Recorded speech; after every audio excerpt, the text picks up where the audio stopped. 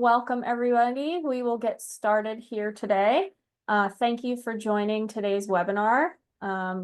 Today we have our sweet year-end strategies theme as we round out the end of the year.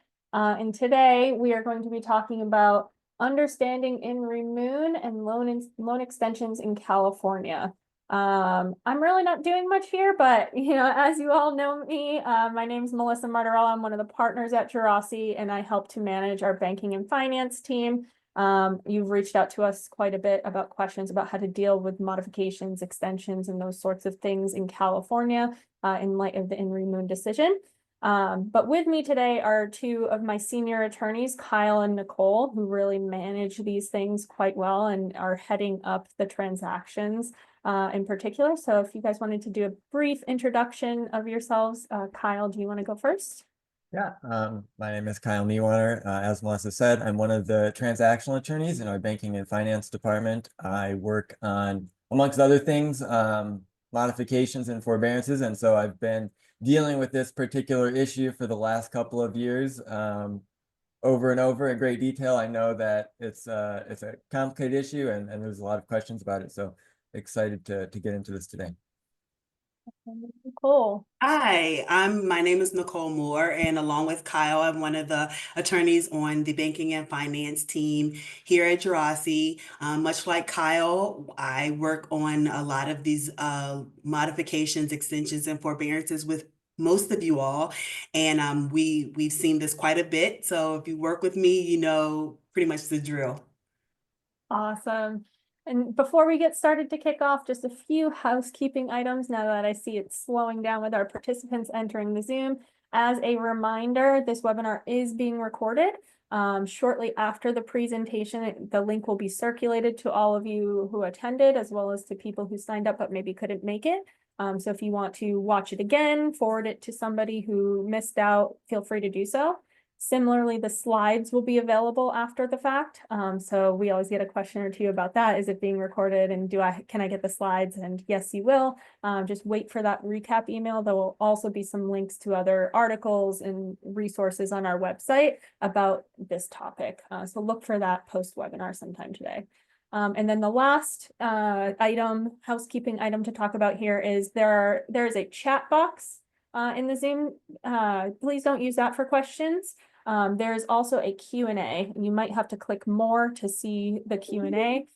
If you have questions, feel free to put them in there. And at the very end of the webinar, we will go through those with you and make sure that we answer any questions that you have. And then if you feel like your question is very complicated or you wanted to talk to somebody, feel free to reach out to any of us and we would be happy to talk to you as well. So with that, we will get started today. Little agenda overview here. So first, we're going to be talking about, INRE Moon and its ramifications. So overview of the case and its impact on loan modifications and extensions. Talking about how to address these modifications while this decision is in effect. So best practices for handling active loan modifications while this decision is still relevant. Then we'll talk a little bit about Senate Bill 1146, key provisions and how it alters this loan mod landscape and what lenders need to know. And then we'll also talk about some solutions and effective dates, so things you can do in the interim, important timelines for compliance, things like that to really help you guys out on the business end. And then lastly, we will have a Q&A, an open discussion and audience questions. Yeah, so we will get it started here. Nichole. Hi guys. So most of you all are pretty familiar with just the overview and the basic outcome of the INRE Moon case. I'm going to give you a little bit more background for those who may not understand everything that had happened to the case and how we got to where we are now. But basically what happened was in June of 2015, Mark and Lori Moon, they borrowed around $759,000 for business purposes from Milestone Financial LLC, secured by their residence. They were represented by a real estate broker. However, in this case, the lender was neither a DRE broker or a CFL lender. And so because of this, the DRE issued a cease and desist, preventing Milestone from making additional loans until it was properly licensed. So that is a very important distinction with NRA Boone and perhaps with some of the loans that you may be originated.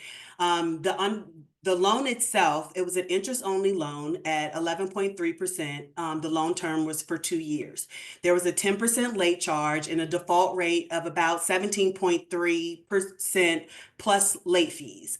There was language in the loan documents that stated that the provisions that were provided in those documents were to be considered reasonable liquidated damages. The lender and the borrowers, they both agreed to these provisions. So fast forward in 2016, the Moons were unable to make their payments and they entered into an extension with Milestone LLC. So what this extension did was it extended the maturity date. It changed the principal balance to just over $900,000. It reduced the interest rate from 11.3 to 11.05%, and it increased the default rate. And then it also added a provision that applied the late charge to, quote, any payment then due, including the final balloon payment. And once again, all of these provisions were supported by the language in the loan documents and indicated that these were all to be considered reasonable liquidated damages. So things were going along, and then in 2019, the Moons decided they wanted to refinance this loan, and they requested a payoff statement from Milestone. And this is where things kind of went awry. So once the Moons received their payoff statement from Milestone, the payoff was for over $1.2 million. And it included a prepayment penalty of about $115,000. And Milestone referred to this fee in the litigation, as a late charge on the balloon payment. So as a result of this this demand of over $1.2 million and this additional prepayment penalty / late fee, the Moons were unable to finance. So in 2019, the Moons sued Milestone, and in their lawsuit, they alleged 4 causes of action: 1 for declaratory relief, breach of contract, fraud, and also interference with contract in relation to the refinance. So while this lawsuit was pending, the Milestone, the lender, commenced the non-judicial foreclosure. In response, the Moons filed a Chapter 13 petition, and the case was later converted to a Chapter 11, and the lawsuit was removed to the bankruptcy court once the Moons filed for Chapter 13. The parties, they attempted to mediate, they were unsuccessful, and so both parties moved for summary judgment. And so what happened during the summary judgment phase, the Moons presented some unpleaded claims in their motion that 1, the loan was usurious, 2, the prepayment penalty was unenforceable, and 3, Milestone, the lender, was unable to impose both a late charge and default interest, which you've probably heard us say time and time again. And then, of course, the court then granted a partial summary judgment to the Moons on their claim relating to usury, and they sustained their challenge on the prepayment penalty. So that's how we got to where we are today. Next slide. So as a result of the NRA Moon decision that came down from the bankruptcy court, we see California Civil Code section 1916.1. And I'm not going to bore you by reading the entire statute to you because I'm sure most of you are very, very familiar. But what we want to highlight is part 3 of the statute that stated that the loan, a forbearance or a forbearance or a loan that was made or arranged by a licensed real estate broker in order to extend the loan, it had to be done by the then purchase broker. So it could not be a DRE broker, as you've seen. It could not be the CFL lender if there was no CFL lender at the time. It had to be negotiated by the original purchase broker. And so in this case, although the lender was attempting to help the borrowers, the judge stated that the lender had three options. The lender had an option either to get licensed, had an option to lower the interest rate to be below the 10% limit in California, or to foreclose on the property. However unappealing or consequential doing so may have been to the Moons. So we're going to move to the next slide. And so basically, as I just mentioned, the problem that Moon created was that in order for a lender or a broker to maintain the usury exemption, it had to be negotiated by the original purchase lender. I'm sorry, purchase broker.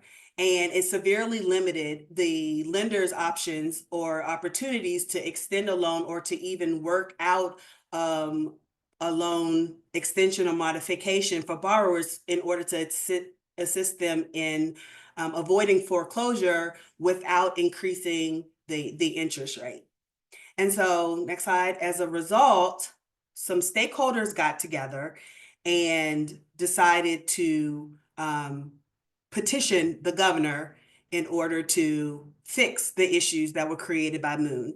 And last month, Governor Newsom signed Senate Bill 1146, which fixed these issues, hopefully. Gerasi, the California Mortgage Association, the National Private Lenders Association Legislative Committee, the American Association of Private Lenders, and a bunch of other stakeholders gathered together throughout the time that this has been going on in order to come up with the solution that Kyle is now going to discuss with you.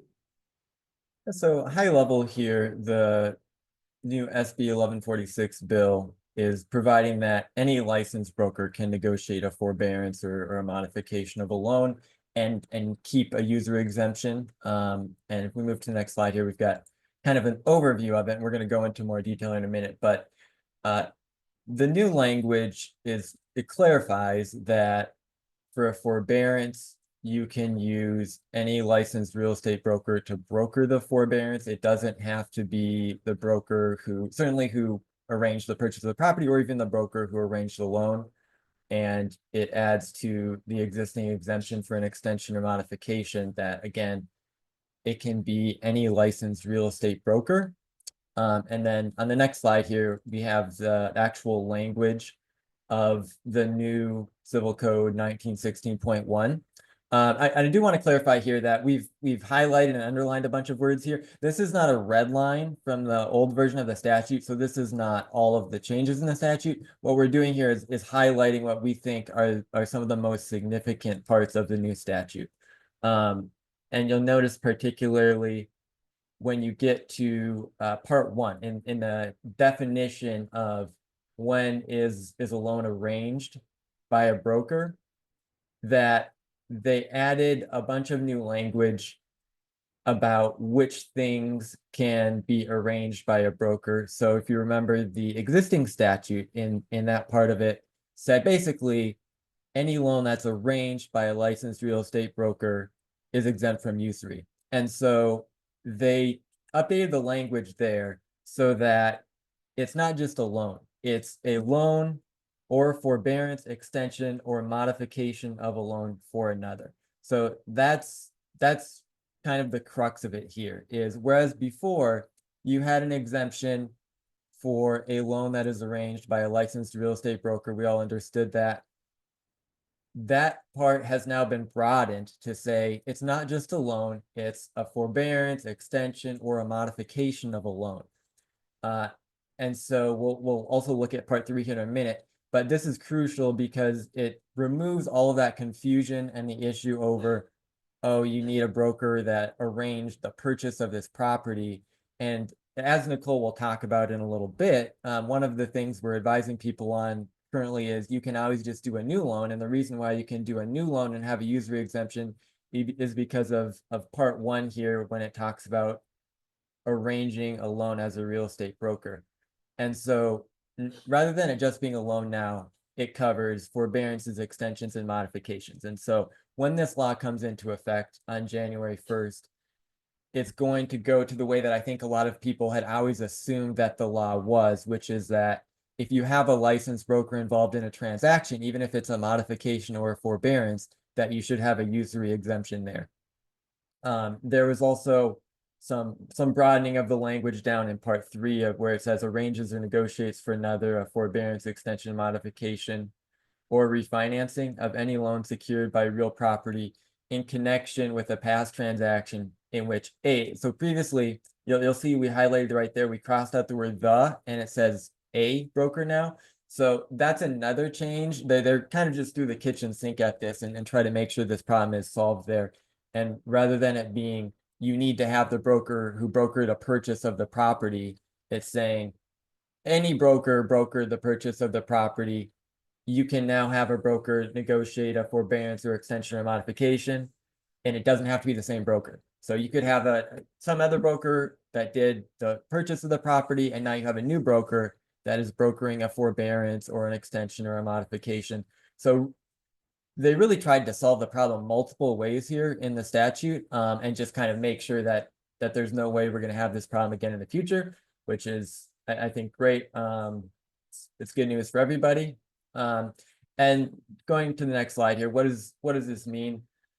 If the reasoning is followed by other courts, then up until January 1st, 2025, this is still an issue because the new SB 1146 bill, while it solves all of this, it does not become effective until January 1st of next year. So we still have 2 more months here where there's potential jeopardy. And I want to point out here, especially that even after the new law comes into effect, if a borrower were to sue you about something you do, let's say next week, in the beginning of November, when a court goes and looks at this, even if the court's not looking at it until like 2026 or something like that, the court is going to go back and say, what was the effective law at the time that you did this extension or forbearance, etc. And so even if this goes to court after the new law is effective, if you do it right now in these couple of gap months, there's still jeopardy for you because the new law is not effective, and it's not going to be effective retroactively once it does come into effect. So just to clarify there, you do still have this issue for the next couple of months. And the reason why we say if it's followed by other courts is, of course, because the In re Moon decision has gone through federal courts.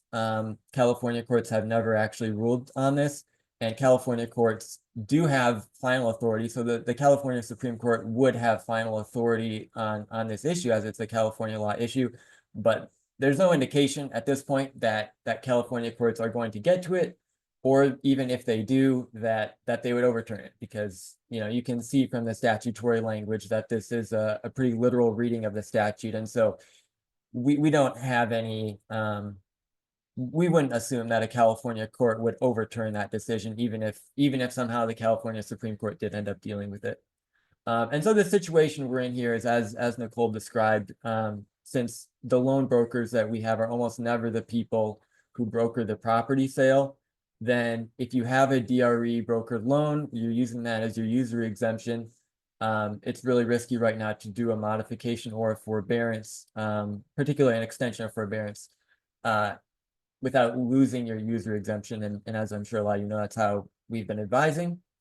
In terms of the CFL, given that we only have 2 months left here of this being in effect, and it takes longer than that to get a CFL right now, getting a CFL, if you haven't already started that process, is probably rather impractical. But I know a lot of our clients have multiple types of licenses. And so in the next couple of months, this is still a reason to consider using a CFL in different types of situations. Obviously, for loans that you already originated, using a broker license, it's pretty tricky to try then to use a CFL later. You'd have to transfer the loan over to your CFL lender or something like that.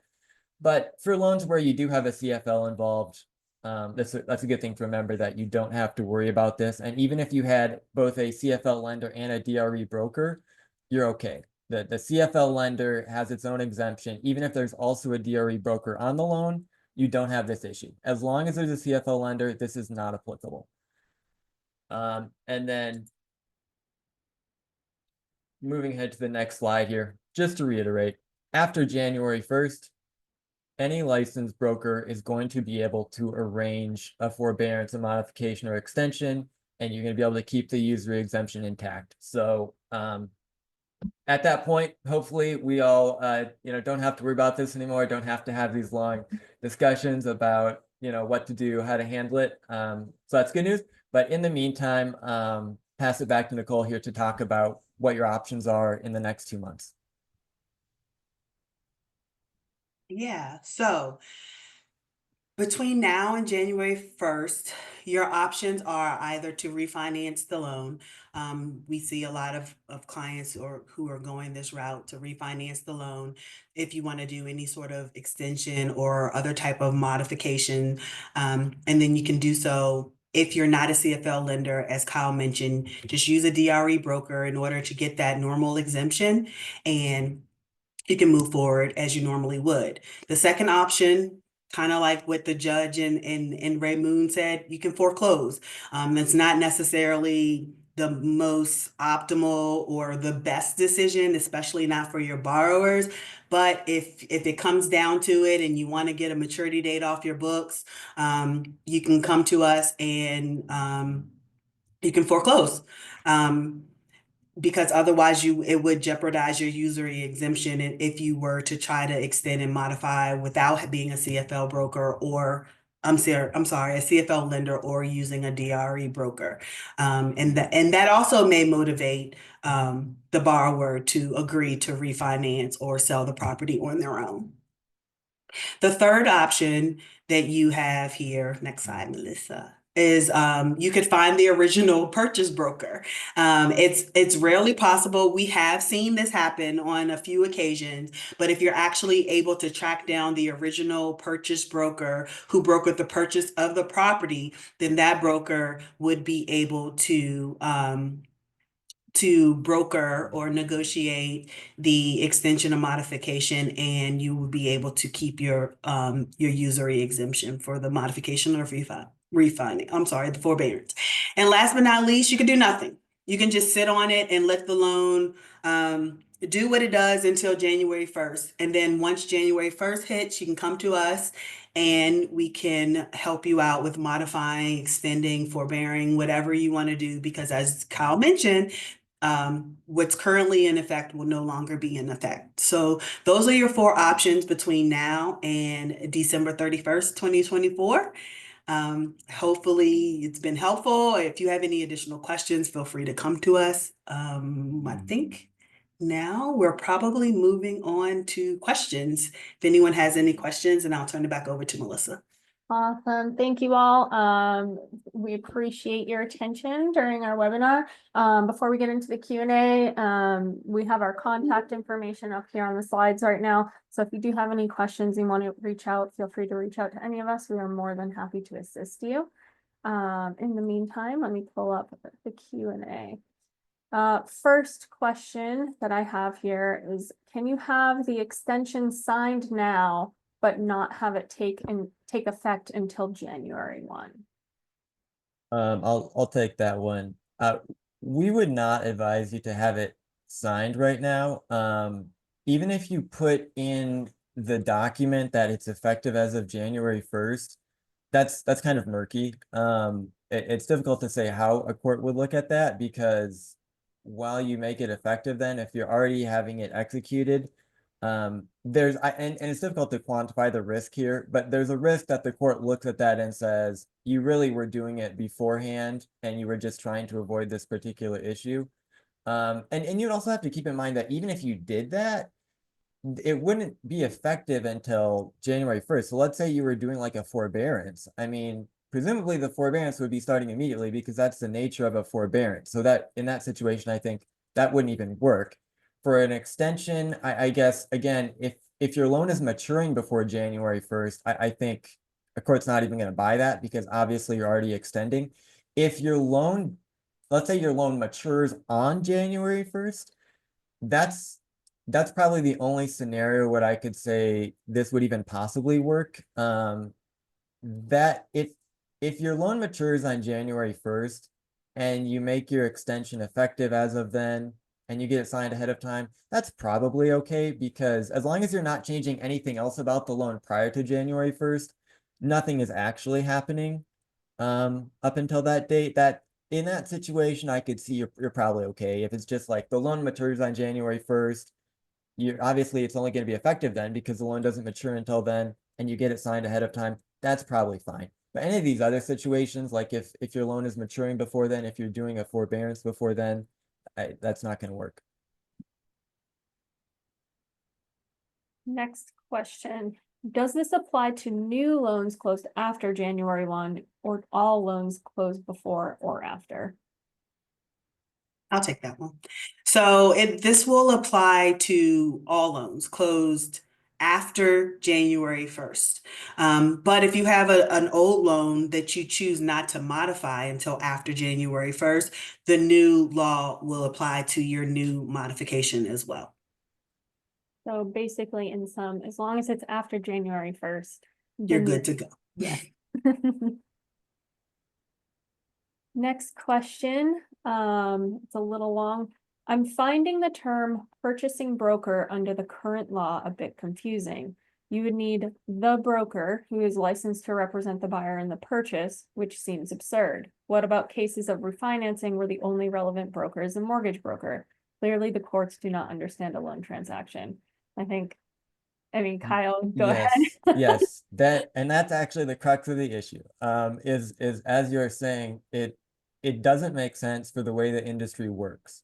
And the court interpreted the statute very literally with, I think, not really any concern for how the practicalities of how the lending industry actually works, because as you're noting, a lot of transactions are refinances.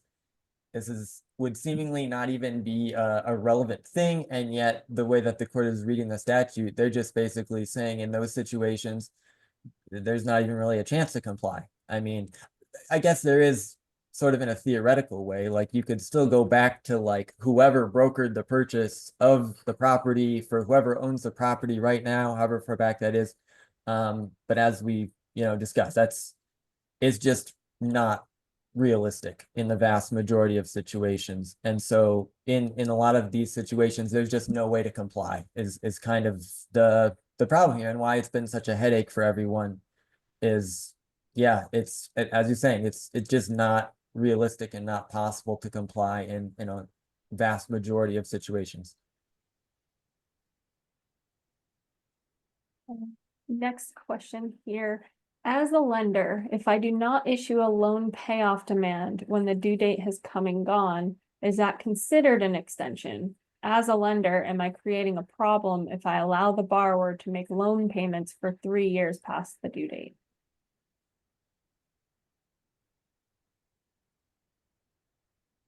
Kyle, do you want that one or do you want that one? Sure, yeah. Yeah. So not issuing a payoff when the loan matures, I think you're okay there. Because that's pretty common even outside of situations where people are worried about this. Lenders commonly will just kind of leave it for a little while after a loan matures and give the borrower some time to resolve the situation in one way or another. Now, if you let it go for 3 years, that's kind of tricky. The question there is going to be, what were your communications with the borrower? Like, did you just literally have no communications with the borrower for that whole time and they were just making payments and like no one said anything? It's tough to say in that situation. But if you had some type of communication with the borrower and just sort of affirmed that you're going to continue to accept payments, that may be an issue. Now, in the Moon case, the issue was pretty clear because there was a formal written agreement, and that was what the court really focused on, and that's what's really contemplated by the statute here is some type of a formal agreement. We obviously we don't have any more precedent on this issue as to whether like an email from a lender saying I'll continue to accept payments, whether that would count. But it's certainly possible that that would be seen as some type of a forbearance or an extension.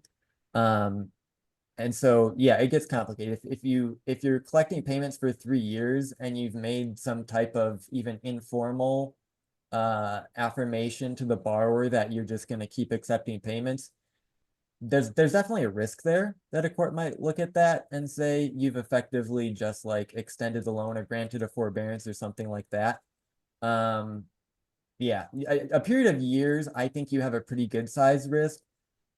For just a couple of months, though, we don't think there is much risk because it's pretty common for lenders to just, like I said, to give borrowers a little bit of time to deal with the situation. So like if you just collect 1 or 2 months of payments and you're not communicating with them, you're not saying, hey, we're giving you more time or something like that, then you should be okay. But at the point where you start making any type of promises to the borrower or telling them, you know, this is fine to just keep making interest payments, there's definitely some risk there that a court would see that as an effective like forbearance or extension of the loan. And I would add too, from a foreclosure perspective down the line, I think you end up with an issue, perhaps being able to jump to foreclosure as quickly as you wanted to. If they Yeah. they miss just one payment down the line, and calling it a maturity date default and having it tie all the way back to the original maturity date, I think you're going to have some trouble there because I think you've kind of waived perhaps some of your ability to do that.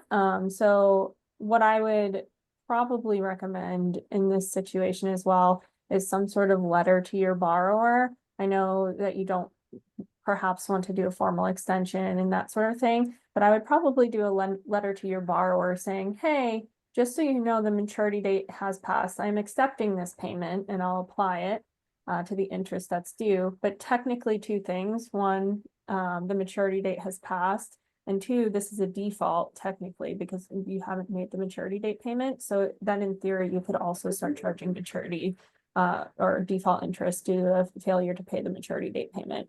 I think if you don't start setting that trail, it could cause problems down the line if this just continues on forever and you never end up fixing it. So kind of twofold here, not just the extension problem, but also on a foreclosure issue down the line, making sure that you have a good trail of documentation for what you've done. The next question, what about automatic extensions in the original note? How are those handled? So to Kyle's point that this was an issue that was not determined by the court. And so, you know, as Kyle also mentioned that the court really looked at the four corners of the document in that case. And so it's probably okay if there's automatic extension language that's in the document, but also remember another nuance or important difference that in the In Re Moon case is that the loan was already usurious to begin with. So if your loan is the terms are proper and appropriate in every other case, it's highly likely that the court would honor an automatic extension language because that's language that the borrower agreed to at origination. I don't know if Kyle, you have anything to add to that? I feel like that's how we generally handle automatic extension language. Yeah, and I would just say also there, we don't know what you mean exactly by automatic. That's something that we would probably look at if you brought it to us, is how automatic is it? Because it's one thing to give a borrower like a conditional right, and then there's like a bunch of stuff, and then like the lender may even have discretion as to whether or not to grant the extension. If the lender has discretion to grant it or not grant it, that's not really automatic. An automatic extension that would be really safe for these purposes would be something actually automatic where the lender doesn't have discretion and where it just says like, if the loan is not in default at this point, it's going to extend for like a given period of time or something like that. So, you know, we'd have to look at like, what do you mean by automatic? What does the language actually say? And I think remember too, big picture, this statute at hand as well as dealing with an exemption to usury. And so if your loan is just simply not usurious, none of this matters to begin with. Yeah. You don't have, if your interest rate and points and all of that fun stuff is all below 10% a year, like you really don't have to worry about this. But it is when you start thinking about what's your interest rate, you know, are you charging a fee for the extension or mod, that sort of thing. And if it starts creeping up, that's when you might want to think about the statute. The next question, How does this apply to a non-purchase of property loan arranged by a DRE broker? I'm not sure I understand that question. How does this apply to a non-purchase of property loan? I don't think it's just it's like that question earlier of saying like if it's not, if it was like a refi, then how do you even Oh, comply on this? And yeah, so just to read it, the answer is you're just kind of stuck. Right. You could, again, theoretically, if you could go find the person who brokered the purchase of the property to the existing owner, even though it was part of a like different transaction, like who knows how long ago, that would be your only real chance to comply. Otherwise, you're left with the options that Nichole outlined at the end, where, you know, it's just not really viable to do an extension of the existing loan and keep your user exemption. thank you for interpreting that for me. Next question. When you say do nothing, can the lender accept payments after maturity? Would that not be a constructive extension? I think Kyle just kind of touched on Yeah, it as well already. I think that does kind of go to that one of like how long can you accept them, and yeah, just probably not for too long. And again, it just really depends on what your communication is with the borrower. Like, what are you telling them?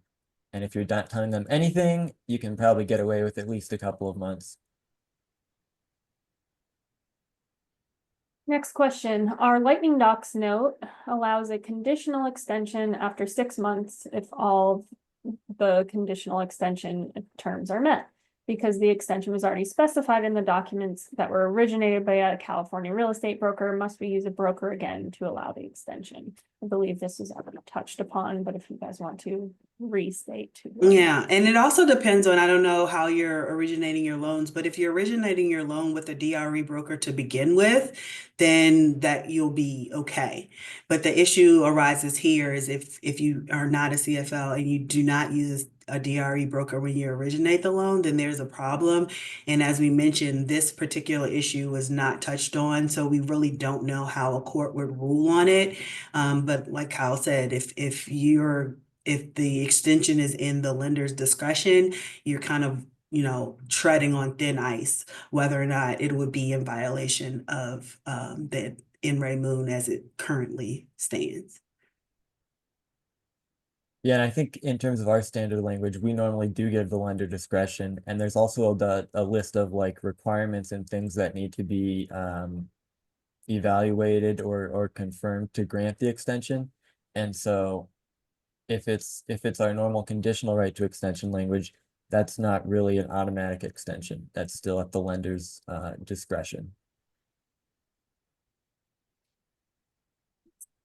Excuse me, next question. What about all modifications done prior to January 1st and prior to the moon ruling? Would none of them be exempt from usury? That's correct. This is yeah, before January 1st of next year, this is what it is. In terms of stuff done before the moon decision, you're definitely, in jeopardy there. Obviously, the moon case was before the moon decision, and they, it's a court decision, so they're just interpreting existing law. And this law, we were looking into this a lot, given how big the issue has been, and this is from like the 80s, the current statutory language. So yeah, I mean the potential liability there goes back decades. And I would say probably the one thing is that if a court is looking at this and you did it like before the decision, probably you are on the lower spectrum of the potential penalties. Like in the moon case, the court only made them forfeit the interest that was above the usury limit in that situation. And obviously there's a lot more severe penalties that can be imposed in California for usury. And so I think the question there is more so on the side of how severely is the court going to deal with you, and probably if it's clear that you didn't know about this issue before you did the extension or forbearance or whatever it is, it's probably going to be the same type of penalty as the moon case, which is much less severe than a court could impose if the court like looked at it and said, yeah, this lender knew exactly what they were doing and they were just trying to like gouge this borrower, et cetera. And then they, might be imposing treble damages or et cetera. So you're definitely still potentially liable if it was before the Moon decision, but I would think the court would be pretty lenient in the penalties they impose. This next one was the same thing. Are transactions extensions prior to Moon relevant? And as Kyle just explained, yes. Next question, if your note describes the ability to provide 1 6-month extension, we were advised this is okay to do just the one even before January 1st. Do you agree? I think as everybody said here, it really depends on what that extension says. If it's, all that has to happen is the borrower has to, make a payment or the loan has to be not in default and in good standing and it's automatically given, I think that's pretty clear. But if there are conditions to it, I think that's where you potentially run up on some problems as has been advised. The next question, how long is SB 1146 good for? In general, it just is amending the law, so hopefully forever until the law is hopefully not amended again, or if it is, for the better even. So it should be forever. What happens if the modification reduces the rate to be below usury? Again, this statute really only applies if the loan is above that interest rate to get you a usury exemption. So if you end up reducing your interest rate, you wouldn't need the usury exemption, which is what this statute is all about. Yeah, that was, I think, option 1. So when we say refinance, if you're not a CFL and you're not going to use a DRE broker, when we say refinance, you would reduce your interest rate so that the loan would no longer be usurious. Well, I think that actually if you're going to reduce the rate, you could potentially also just still like extend it. Because you understanding that you no longer have your exemption, but if you're compliant with usury, if you're under 10%, obviously you're still okay because you're just not even usurious. I think it's also worth noting there again that if you're reducing the rate, but it's still usurious, that's exactly the situation that Moon was in, as Nichole discussed kind of at the beginning of this. That was actually the situation. They didn't increase the rate, they actually decreased the rate and they still got hit. So important clarification there that if you go below usury, that's fine. You're totally compliant then, but reducing the rate but still being above usury is not fine. Next question, in terms of interest rates, would there be any other limits we should be aware of other than the usury rates for modifications or extensions, even with the legislation becoming effective in the upcoming year? I think in general, remember, the California Constitution says 10%. It's a little bit more complicated than that, but in general, it's 10% is your cap before a loan would start becoming usurious. And then you have all sorts of exemptions to that requirement, like this statute, like if you are a California finance lender, things like that. And so remember that when you're considering the rate of your loan, it's not just the interest rate, but it is also any points and fees and things like that that the lender or the brokers are charging. So making sure that all of that is considered when you're doing that analysis. I don't know if I have anything else to say on that, Kyle or Nichole. No, I think that's exactly right. Sums it up. And then yeah, the point about points and other types of fees is, I think we can't emphasize that too much either, because that's something that comes up a lot as well, where people will want to say, well, can I just reduce the interest rate and then I'll charge fees? And yeah, you can't make it up with fees. Next question. So as long as we are a CFL lender, are we in the clear? You're good to go.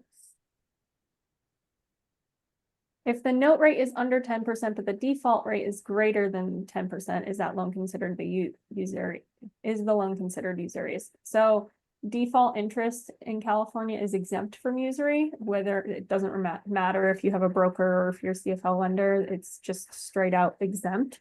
So you're okay if that's the default interest rate. but I would make sure that any points or fees, you know, if the interest rate is 9.5% and you're charging a 1 point fee and it's a 12-month term, that might put you over that 10%. So you want to pay attention to that. Late fees will not add to that though, so you would be okay on that side.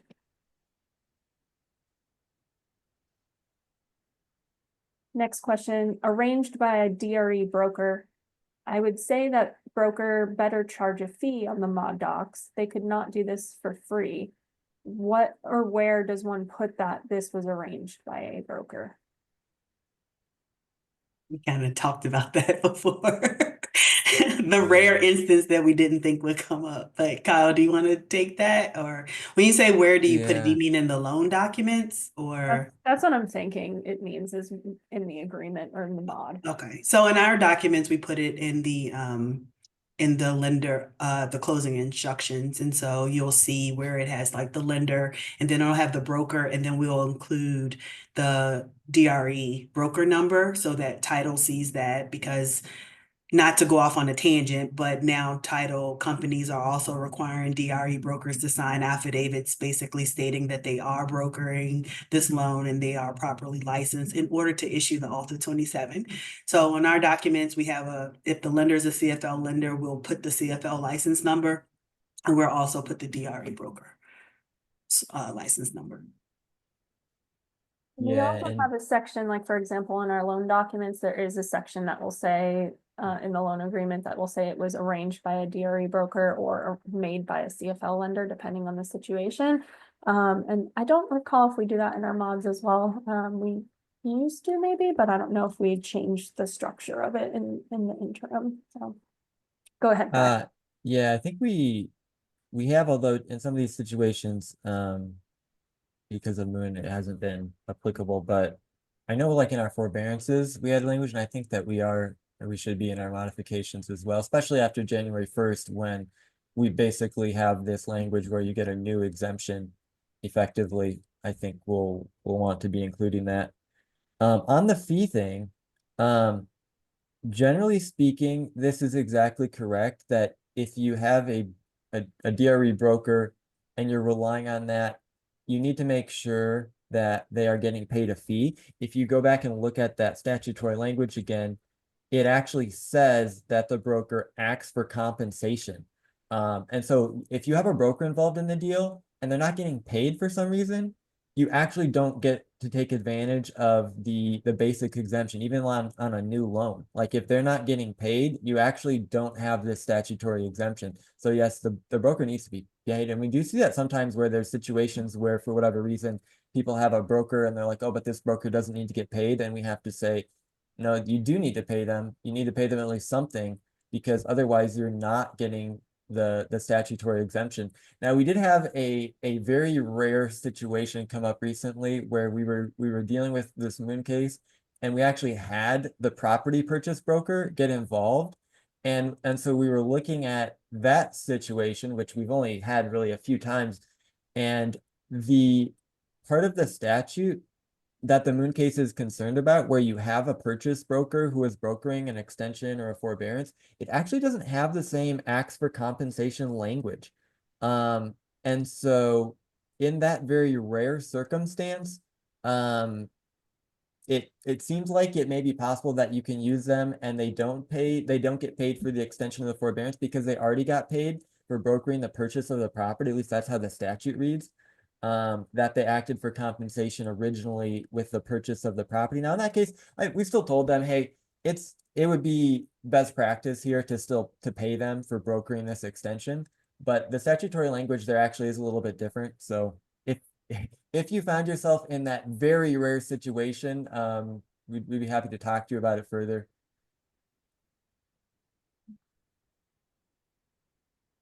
Next question, are you usury exempt if you are a DRE licensed broker regardless of the rate? Yeah, so in general, if the loan is arranged by a DRE licensed broker, that loan is exempt from usury, so it doesn't matter what you're charging. There's another related concept called unconscionability, where if the interest rate and fees charged are so high that no reasonable person would have entered into that contract, it's considered unconscionable and you might have to give back fees and that sort of thing, but it's a very subjective standard. There's no bright line rule of, 30% or something like that. It's all very fact specific. So it depends on risk, the loan itself, things like that. But in general, the loan arranged by a DRE broker would be exempt from usury.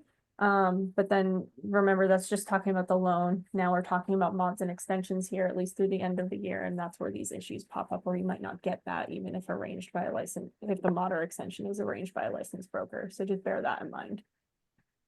I don't know if that was part of their question too, but there's repeating again too, that if you are actually a licensed broker and you're acting as a lender, you are exempt and you don't have to worry about the moon issue either. It's almost like you're a CFL basically, because of the way the statute is written. The initial exemption is for loans that are made or arranged by a licensed broker. And then it goes into the definition of arranged. And that's where you hit the issue that the moon case dealt with, was in the definition of arranged. And so if you are a licensed broker, but in that deal, you're acting as the lender, you are actually exempt and you don't have to worry about the moon case. Kyle. The next question is interest rate or APR with all fees under 10%, and it would be the rate plus all the fees under 10%. Next question, if you make an extension reducing the interest rate to 10% and make the extension fee due at payoff and it's after January 1st, is that a workaround for the usury issue? I would say probably not, because that broker is helping to arrange that loan before January 1. And again, as we're talking about the APR and things like that, you're clearly exceeding that 10% rate, even with that fee not being due until payoff. So I would say no. Yeah, because I think the court is going to look at when did you enter into it, and then they're going to say what did the borrower actually have to pay over the whole course of the term here. So yeah, I don't think that's the way around it. And then can a CFL modify an existing note if a DRE loan is sold to them?